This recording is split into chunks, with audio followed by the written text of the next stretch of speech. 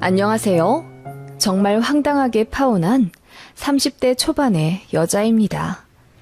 저 같은 케이스가 또 있을까 궁금해서 글을 올려봅니다. 저는 학교 선생님이고 아는 사람 통해서 남자를 소개받았습니다. 돼지고기 가공하는 공장의 아들이라고 했고 굉장히 성실하고 착하다는 말에 소개팅을 받았어요. 저는 아버지가 일찍 돌아가시고 엄마랑 여동생과 단 둘이 살고 있었는데 아무래도 외롭고 허전하다 보니 가정을 잘 이루고 싶었고 그러기 위해서는 돈보다는 남자의 마음 씀씀이가 더 중요했습니다. 제가 학교 선생님이라 금전적으로 안정적이기도 했고요. 그 남자를 만나러 호텔 레스토랑으로 갔는데 저를 보자마자 한눈에 반했다며 얼굴이 발그레해지더군요. 그러면서 자기 어필을 막 했습니다. 모 지역에서 돼지고기 가공하는 공장을 운영하는 집안의 아들이라며 작년 연매출이 40억이라고 하더군요. 친인척들이랑 하다 보니 손에 들어오는 순수익도 많다면서요. 본인은 회사원인데 머지않아 정리하고 아버지 회사로 들어갈 거라고 하더군요. 보니까 손에 차고 있는 시계도 상당히 고가였습니다. 차도 제네시스 G80이었고요. 그러면서 저를 놓치고 싶지 않다며 애프터 신청을 굉장히 적극적으로 하더군요. 저도 그 사람이 나쁘지 않았고 그래서 사귀게 되었습니다. 저는 사귀는 것과 동시에 저희 집 사정을 이야기했지요. 아버지가 일찍 돌아가셔서 홀 어머니만 계시다고 했는데 제 걱정과는 달리 저를 더 따스하게 안아주며 그러면 결혼하고 나서 장모님 옆에 더 가까이 살아야겠다. 내가 잘 챙겨드려야지. 라고 하더군요. 그 모습에 저는 너무나 마음이 놓였고 사귀는 내내 저를 공주받들듯 챙겨주는 모습에 결혼을 하기로 결심했습니다. 그렇게 6개월쯤 사귀었을까? 저희 집에 먼저 찾아와 예비 신랑이 인사를 드렸고 예상대로 매우 깍듯한 모습에 엄마가 마음을 열고 결혼을 허락해 주셨습니다. 이제 저만 남자 쪽 집에 인사 가면 되었는데 남자가 그러더라고요. 사실 지금 부동산 문제로 사정이 있어서 잠깐 빌라에 살고 있어. 우리 아파트는 40평대 고급 아파트인데 잠깐 아는 사람한테 전세 주느라고 우리는 빌라에 살고 있거든. 내년에 거기 이사 갈 거야. 지금 집이 허름해도 놀라지 말아줘. 그 말에 조금 이상하다라는 생각을 했지만 사귀면서 여자 문제 한 번 일으킨 적 없고 거짓말도 하지 않은 수더분한 남자라 믿었습니다. 그렇게 남자의 차를 타고 인사를 드리러 갔습니다.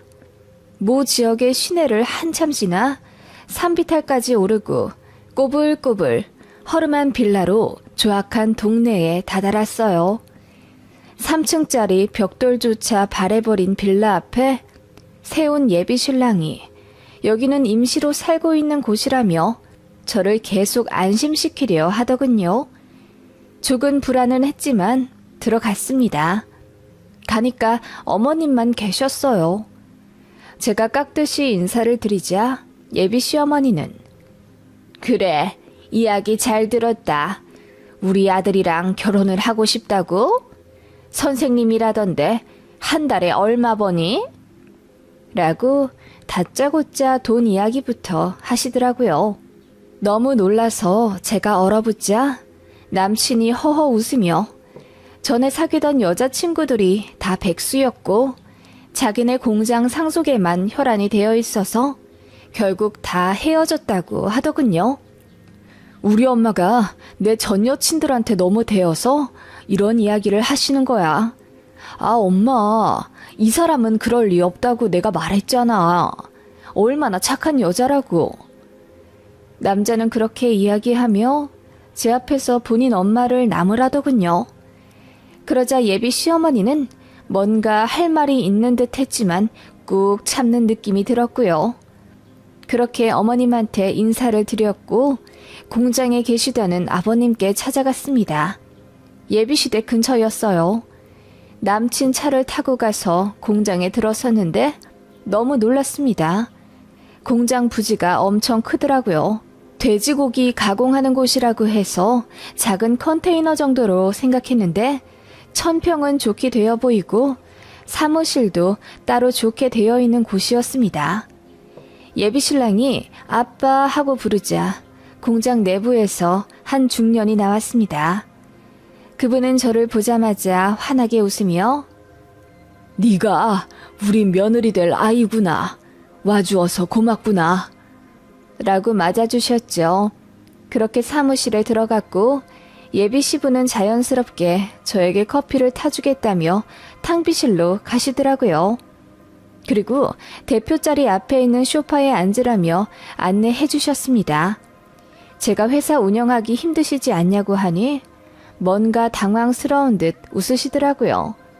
더는 말씀을 안 하셨고 예비 신랑도 자기 아빠가 말씀이 많이 없는 분이라며 저더러 이해하라고 하더군요.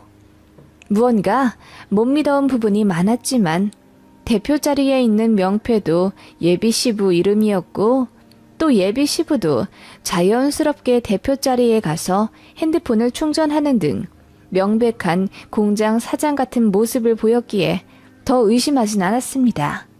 어쨌든 양가 허락을 받긴 받은 거죠.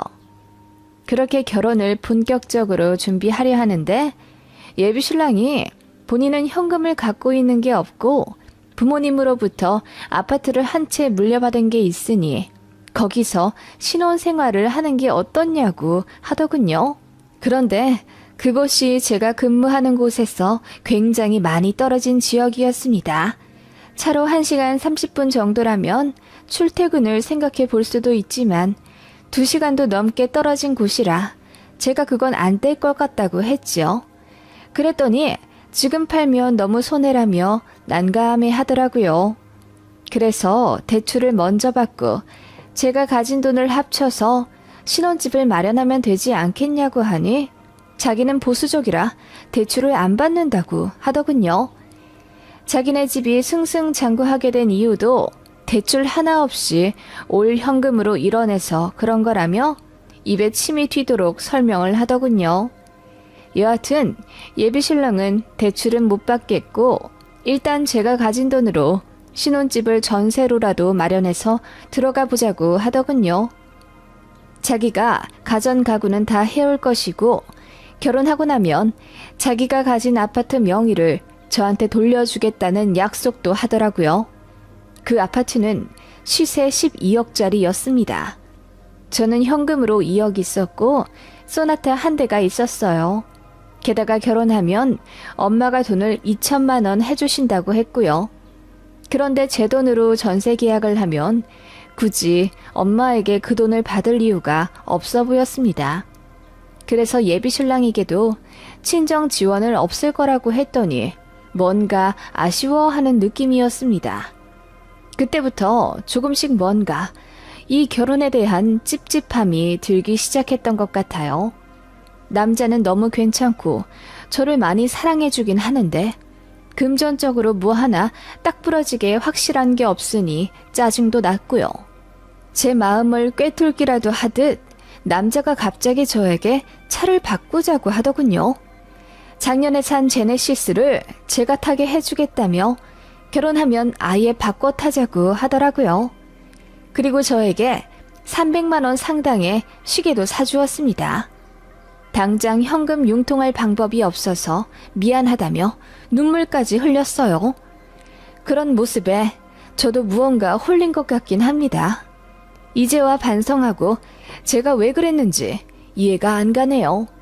그때는 아마도 주변에서 다들 제가 결혼한다는 걸 알고 있었고 엄마도 제 예비 신랑을 많이 좋아했었기 때문에 뭔가 더 상황이 나빠지면 안 된다는 이상한 강박 같은 게 저를 옥죄었던 것 같습니다. 예비신랑은 저에게 끊임없이 신뢰를 주기 위해 많이 노력했고, 저도 그런 모습에 다시 그 사람을 믿고 잘 살아보자고 스스로를 다독이며 결혼을 진행해 갔습니다. 예식장을 계약했고, 스드메도 열심히 알아보러 다녔습니다. 그리고 아파트도 계약했죠. 제 학교와 예비신랑 직장 가운데쯤으로 정해 제 돈으로 전세를 계약했습니다. 그쯤 제 생각은 어차피 저는 본가를 떠나 독립을 할 생각이었고, 만약 남자와 파혼을 하거나 이혼을 하게 돼도 제가 살 곳이라 생각했습니다. 물론 예비신랑은 제 생각에 대해 전혀 모르고 있었죠. 여튼 그렇게 신혼집이 일단 정해지고 나니 아내들의 가전가구가 고민이 되었습니다. 예비신랑이 알아서 다 들여놓겠다고 하더군요. 그런데 너무 어이없는 일이 벌어지게 되었습니다. 가전가구 보러 가자고 하니 이 핑계 저 핑계 대며 못 간다고 하더니 어느 날 저에게 통보식으로 우리 엄마가 가전가구 다 해주신대. 자기는 신경 쓸 거 없어. 라고 하더군요. 그게 무슨 말이야. 우리가 살 집인데 가전가구는 우리가 고민해서 골라야지. 침대는 어떤 사이즈로 살 거고 TV는 무슨 사이즈로 살 건지 상의도 안 했잖아. 그런 게 무슨 의미가 있어. 어차피 우리 둘이 같이 있으면 뭐든 안 좋겠어? 예비신랑은 희한한 궤변을 드러놓으며 시어머니가 되실 자기 어머니가 너무나 기뻐하며 벌써 가전가구 계약을 하러 신나게 다닌다고 하더라고요. 어이가 없었습니다. 그러자 남자가 저보고 표정이 왜 그러냐며 설마 요즘 여자들처럼 시댁에 이유 없이 반감 가지는 된장녀냐고 하더군요. 제가 무슨 말을 그렇게 하냐고 하니 자기가 더 삐지더라고요. 저는 아무리 생각해도 이건 아니다. 우리 가전 가구인데 우리가 사야지 어떻게 어머님한테 맡길 수가 있냐고 따져 물었더니 그제야 말하기를 나중에 내 명의로 갖고 있는 그 아파트를 팔고 싶으면 엄마가 시키는 대로 해야 한대. 자기도 알잖아. 그 아파트 지금 시세 12억인 거. 라고 하더군요. 예비시모는 그 아파트 값을 빌미 삼아 저에게 시짜짓을 하려는 듯 보였습니다. 그래도 예비시모가 고른 가구가 다행히 괜찮긴 하더라고요. 좀 어이가 없었지만 예비시모가 이미 가구를 다 계약해놨다며 배송만 하면 된다고 다그치기에 할 수 없이 집 주소를 알려드렸습니다. 그렇게 가구가 먼저 들어오기로 했고 제가 가서 보려고 했는데 일이 생겨서 못 가게 되었습니다. 그래서 예비신랑에게 도어락 비밀번호를 알려주었죠. 그렇게 침대와 장롱 등을 먼저 넣었고 TV와 냉장고 등의 가전은 무조건 제가 고르기로 했습니다. 그것만은 양보하기 싫어서 저도 세게 나오니 예비신랑과 예비시모도 알겠다고 하더군요. 그렇게 제가 가전을 골랐고 돈은 나중에 예비신랑이 준다기에 제 카드로 긁었습니다. 그리고 제 신혼집에 배송되기로 한 날, 그날은 제가 들어가 확인해야 했기에 퇴근하자마자 쏜살같이 달려갔습니다. 배송기사가 도착하기 전에 무사히 아파트에 왔고 저는 도어락 비번을 눌렀습니다. 그런데 상상도 못할 일이 그때 벌어지고 만 것입니다. 아무도 없을 거라고 생각했던, 아니 아무도 없어야 할 집에 웬 신발이 놓여져 있더군요. 소름이 돋아서 나가려고 하는 찰나 갑자기 안에서 세아가 반갑다 하는 소리가 들리는 겁니다. 소스라치게 놀라 고개를 들어보니 예비시무가 환하게 웃으며 저를 맞아주고 있었습니다. 오늘 TV랑 냉장고 온다며 내가 미리 와 있었지. 그 모습에 제가 당황하며 제가 와서 드려도 되는데 말씀도 없이 어쩐 일이세요? 라고 했더니 예비시무가 아무렇지 않게 내가 우리 집 오는데 네 허락을 받아야 하니? 라고 하시더군요. 그 말에 저는 너무 황당해서 얼굴에 열이 새빨갛게 오르는 기분이 들었습니다. 어머님 집이라뇨? 여긴 저희 신혼집인데요. 예, 안 그래도 내가 얘기 좀 하려고 했다. 너 이 집 계약하고 네 홀어머니 여기다 모셔서 셋이 같이 살려고 그랬지? 내가 그것만은 절대로 받아들일 수가 없구나. 그 말에 제가 너무나 화가 나 무슨 말을 하시냐 따져 물었더니 예비 시모가 니네 엄마 혼자 계시잖아. 시어머니 될 사람으로서 내가 그건 참 마음에 안 들더구나. 네 직업, 얼굴, 심성 다 괜찮은데 아무래도 홀어머니 있는 딸은 며느리감으로 별로지. 그래도 우리 아들이 하도 좋다고 해서 허락한 거야. 그리고 우리 아들 앞으로 있다는 그 아파트 그건 당분간 팔 생각 없다. 그렇게 알아둬. 네? 그 사람 말로는 2년 뒤에 그거 팔아서 저희 다른 곳으로 이사 갈 거라고 했는데요. 무슨 말이니? 그 집 절대 안 판다. 거기 돈이 얼마나 묶여 있는데. 그리고 난 이 시아버지랑 이혼할 거야.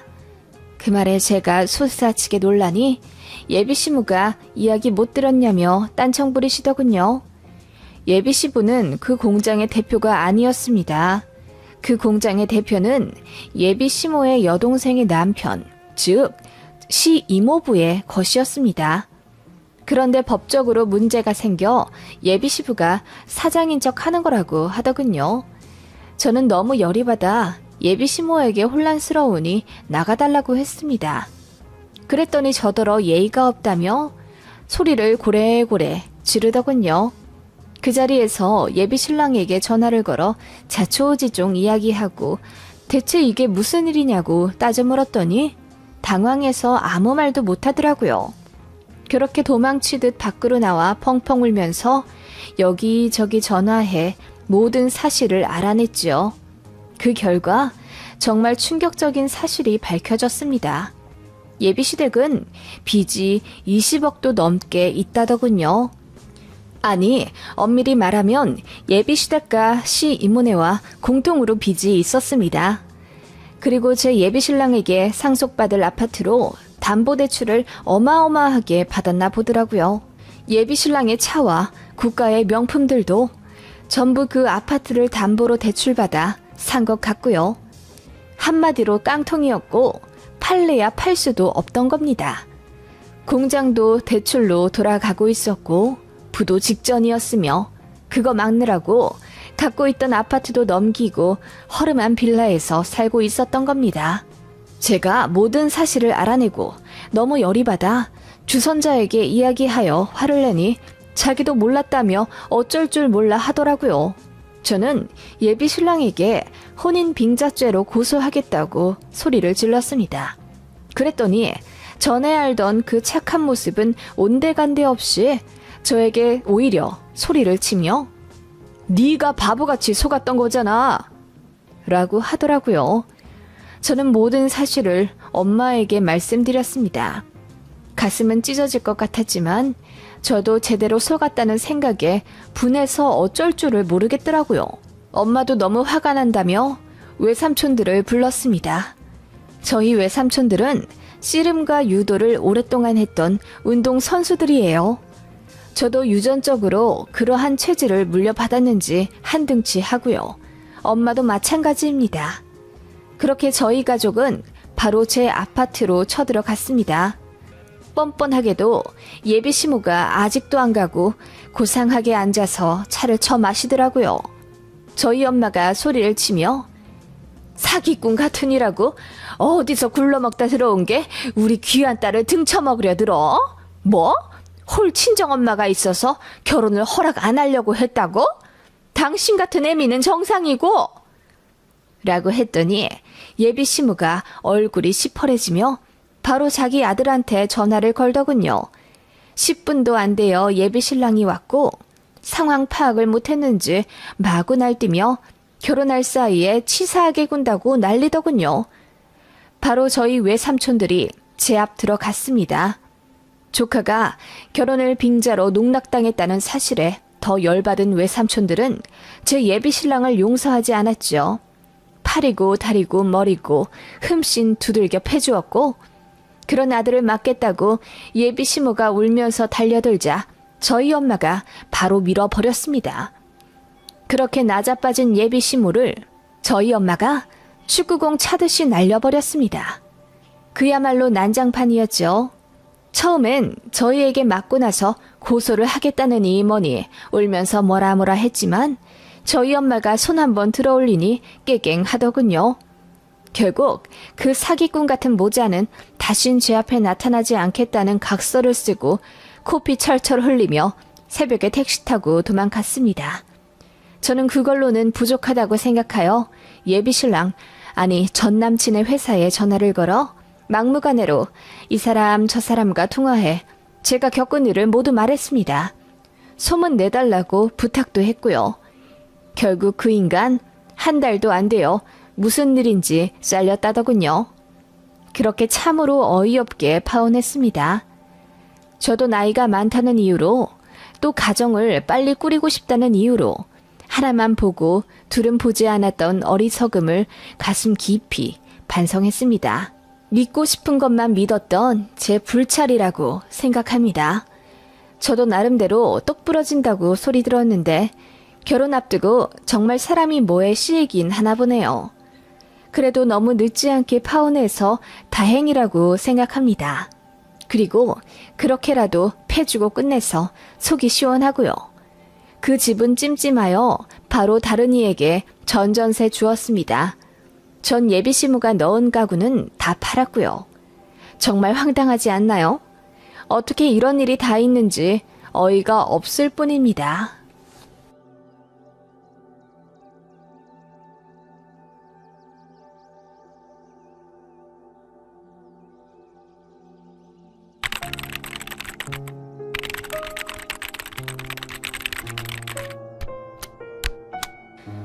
안녕하세요.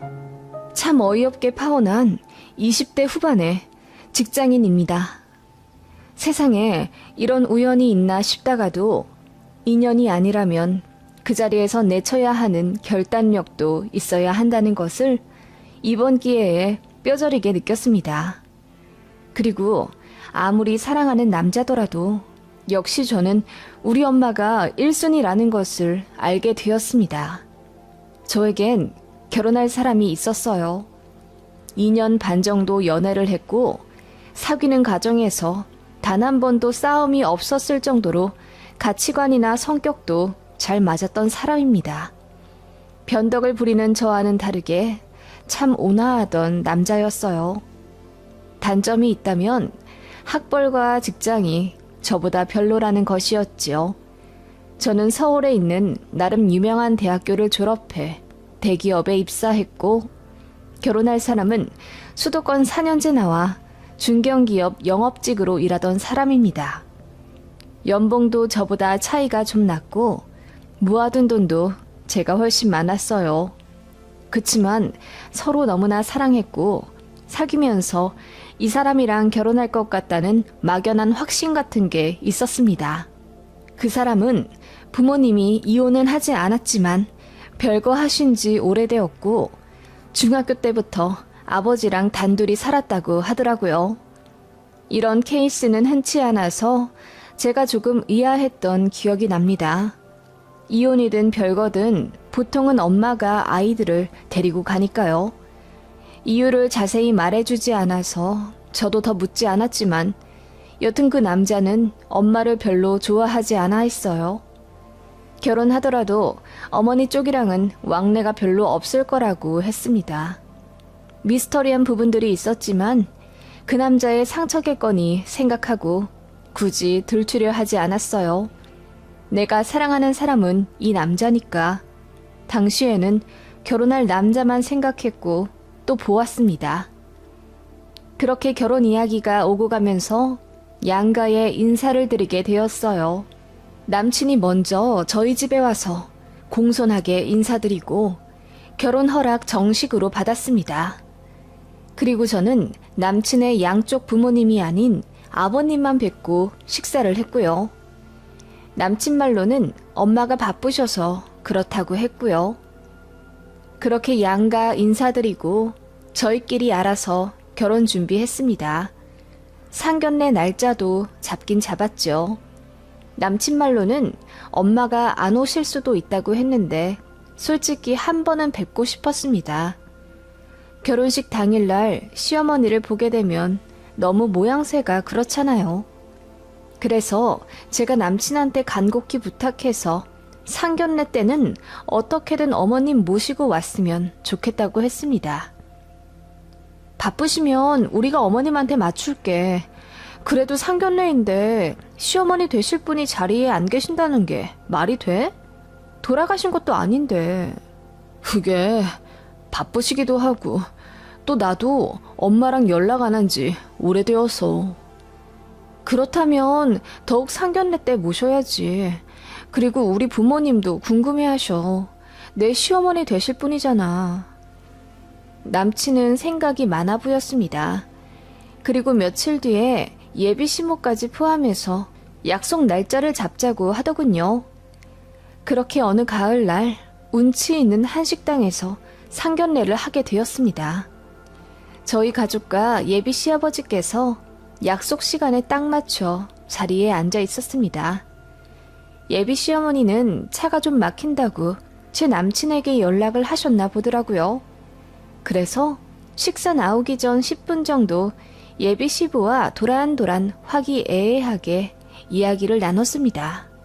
언제나 그랬듯이 남친의 아버님은 조금 쑥스러움을 타시긴 해도 하셔야 할 말씀이나 인사는 확실하게 하시는 인자한 분이셨습니다. 그래서 저희 부모님이랑도 이야기가 술술 통했고 분위기도 좋았어요. 그렇게 음식이 나오고 막 한술 뜨려는 찰나 저희 룸 문이 열리고 누군가 들어왔습니다. 화려하게 머리를 올리고 때이른 모피를 걸치고 들어오신 그분은 바로 저희 예비 시어머니였습니다. 제가 먼저 어정쩡하게 일어나서 인사를 드렸습니다. 어머님 안녕하세요. 처음 뵙겠습니다. 그렇게 저희 부모님도 일어나서 예비 시모와 인사를 나누었죠. 그런데 예비 시모가 저희 엄마를 보는 눈빛이 심상치 않았습니다. 안녕하세요나 처음 뵙겠습니다. 라는 인사는 생략하시고 이상하다. 꼭 어디서 본 것 같은데?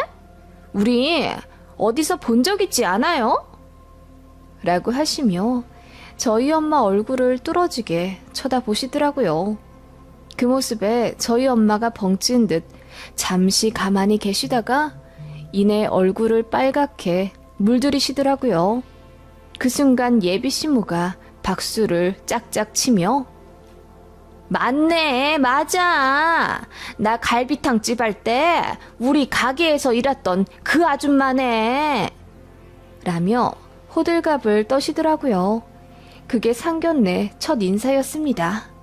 안면이 있든 없든 이 자리는 저와 남친의 결혼 전 양가 부모님이 뵙는 엄숙한 자리인데 예비 시모의 행동이 너무 경솔하다 느꼈습니다. 저와 같은 생각인지 저희 부모님과 남친 그리고 예비 시아버지도 헛기침을 하시며 예비 시모를 자중시키려 노력하셨고요. 생각해보니 저희 어머니가 저 어릴 때 부업 겸 아르바이트를 하신 적이 있습니다. 당시 저희 큰댁 사업이 많이 기울어져서 부모님이 상의 끝에 큰 돈을 대출받아 해드렸어요.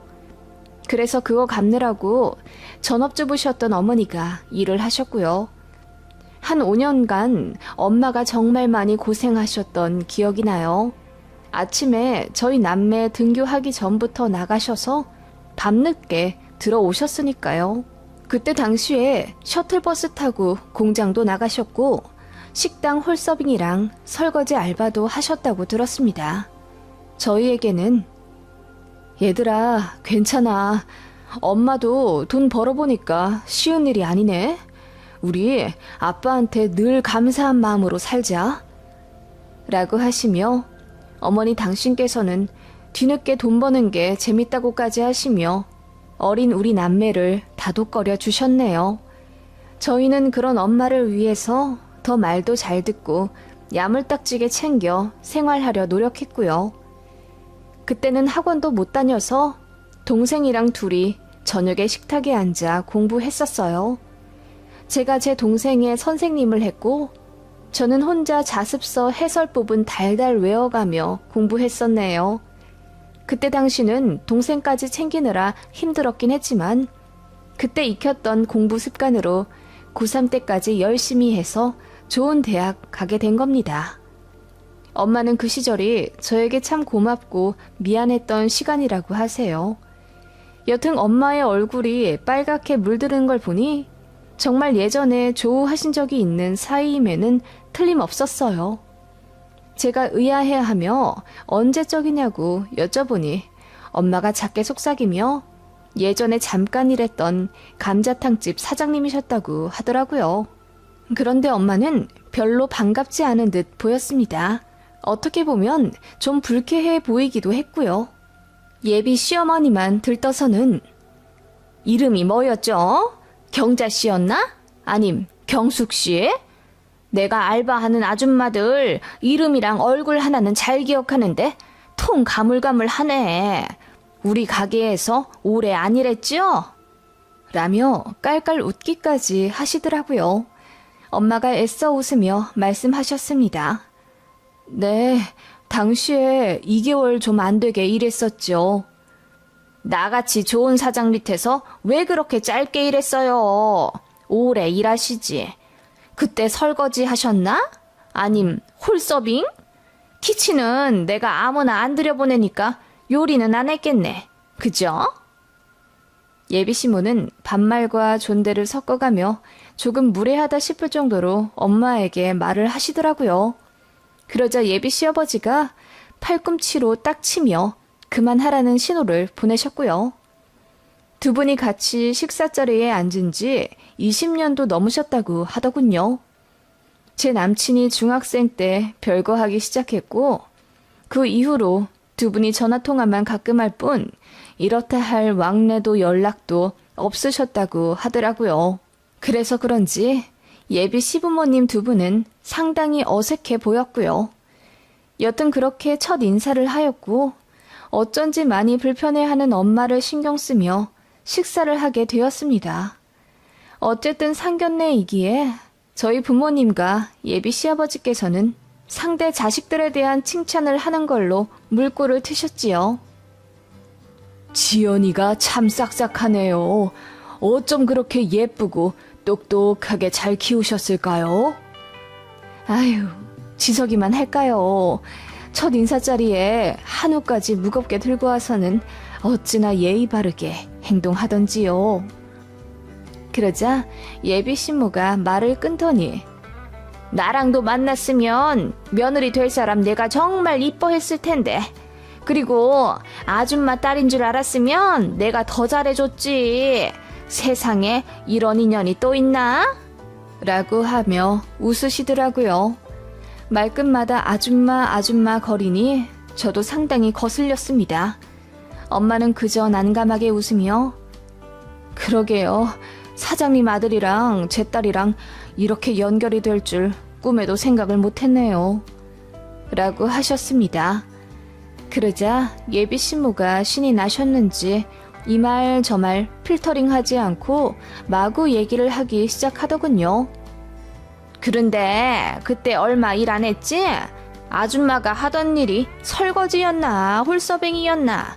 왜 그렇게 빨리 관뒀어요? 나는 그게 궁금한데 왜 대답을 안 해주고 그래요? 홀서빙이었어요. 아, 그렇구나. 그런데 왜 그렇게 빨리 관뒀어요? 내가 갈비탕집 할 때 아줌마들한테 참 잘해줬는데 나한테 택시비 받은 적 없어요? 내가 가끔 알바 시간보다 더 붙잡아두고 일하면 꼭 택시비 10,000원씩 쥐어줬거든. 예비 시모가 깔깔 웃으며 과거를 회상하는 동안 저희 어머니는 수치심에 얼굴이 불타오르셨습니다. 그것 보니 저도 화가 스물스물 올라오더라고요. 어머니, 그때는 저희 집이 좀 어려울 때였어요. 그래서 안 하던 일도 하시고 많이 힘드셨을 거예요.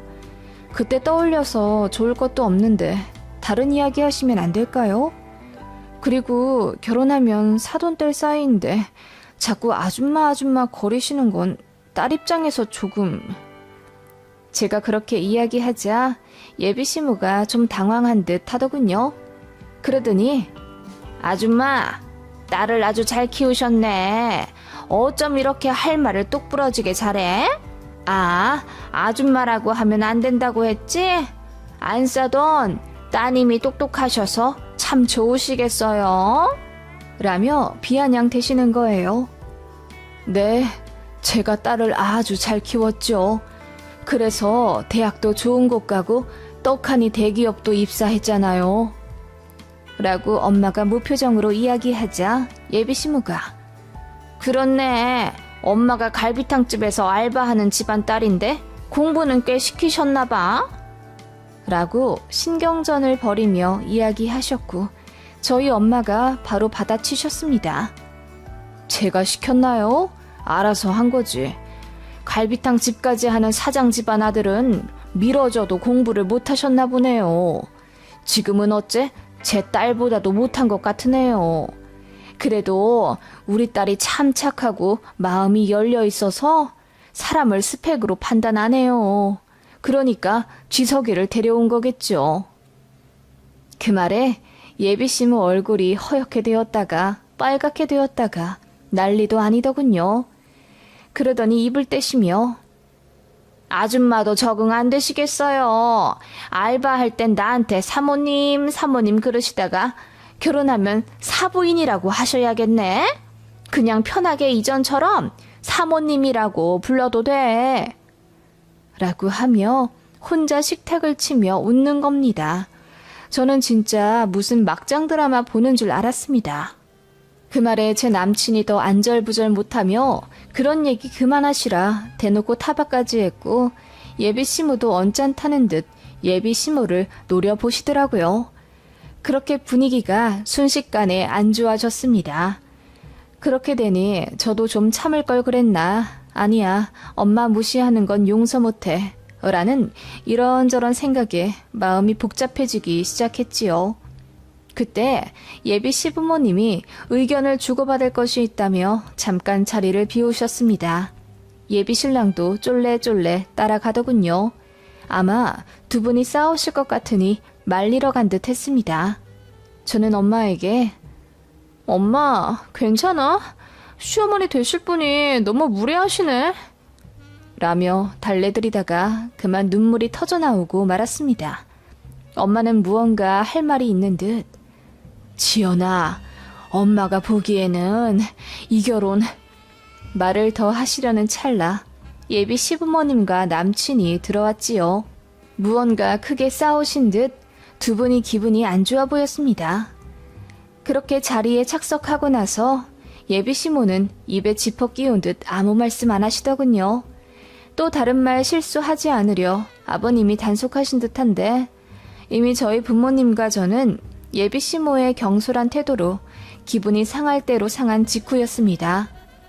그렇게 조용히 밥을 먹고 후식까지 나와 대충 이야기를 정리하려던 중이었습니다.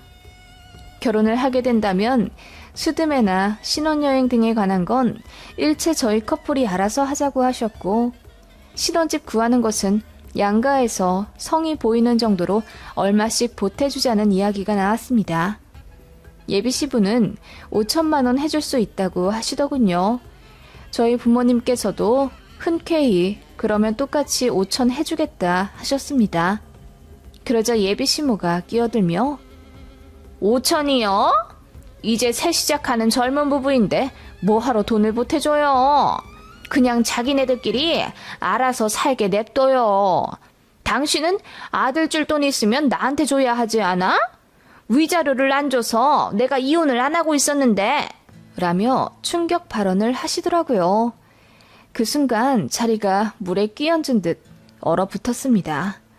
예비 시부는 얼굴이 시뻘개지시며 그게 상견례에서 할 소리냐고 나지막이 꾸짖으셨습니다. 예비 신랑은 울기 직전이었고요. 그때 예비 시모가 말했습니다. 내가요, 이 사람한테 이혼 좀 해달라고 했는데 죽어도 안 해주더라고요. 내가 바람이 났기 때문에 오히려 자기가 위자료를 받아야 한다나? 나처럼 가정에 충실한 현모양처가 어딨다고 그런 모욕을 주는지. 혹시 이야기 잘못 전해 듣고 나에 대해 오해할까봐 내가 미리 말해주는 거예요. 그때 알았습니다. 예비 시부모님은 아직 서로에 대한 감정이 정리되지 않은 상황이었던 거죠. 그래서 상견례에서까지 이렇게 서로 불꽃 튀기며 신경전을 하고 있었던 겁니다. 그때 저희 엄마가 입을 떼셨고 그 순간 분위기가 완전히 뒤바뀌게 되었습니다. 가정에 충실한 현모양처요? 20년 전 제가 봤을 땐 전혀 그렇지 않던데요? 네?